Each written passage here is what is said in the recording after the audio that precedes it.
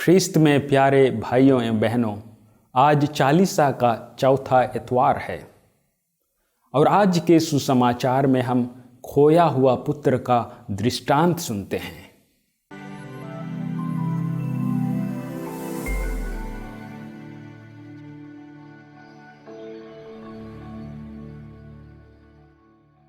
जब कभी हम उड़ाऊ पुत्र का दृष्टांत सुनते हैं तब हम सोचते हैं कि छोटा पुत्र ही उड़ाऊ है, क्योंकि वह अत्यधिक खर्चीला है और अपने पिता की संपत्ति को भोग विलास में उड़ाता है।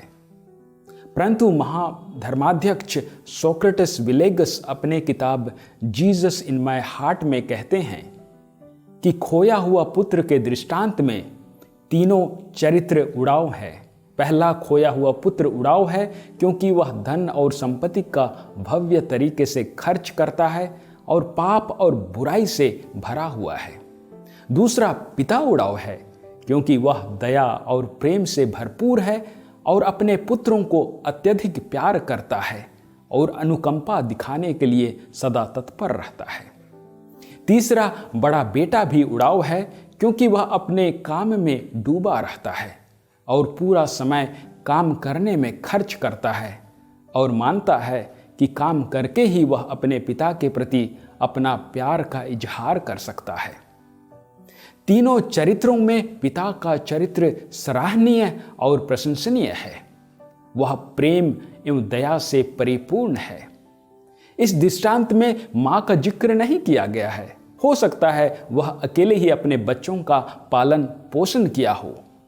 शायद इस कारण पिता का प्रेम अपने पुत्रों के प्रति और भी अधिक ज्यादा है और वह मां की कमी को अपने पुत्रों को महसूस नहीं होने देना चाहता है।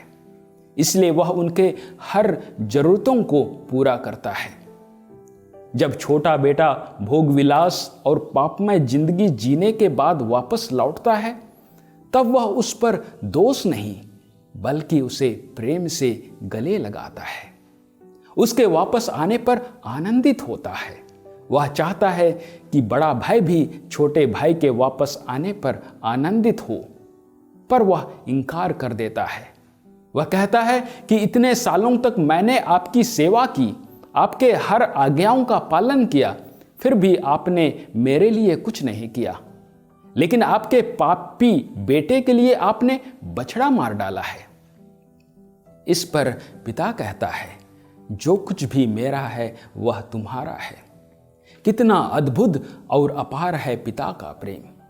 वह हमेशा निस्वार्थ हृदय से अपनी बच्चों की भलाई के लिए सब कुछ करता है।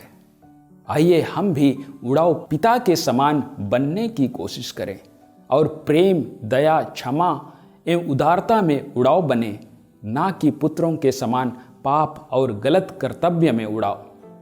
सबसे बेहतरीन यही होगा कि हम सद्गुणों के धनी बने और इन्हें दूसरों के साथ बांटें।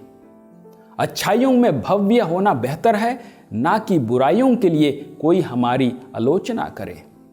हमेशा यही प्रयत्न करें कि हम प्रेम, दया, क्षमा, शांति, भलाई एवं सेवा जैसे गुणों को जरूरत से ज्यादा खर्चा करें या दूसरों के साथ बांटें। आमीन।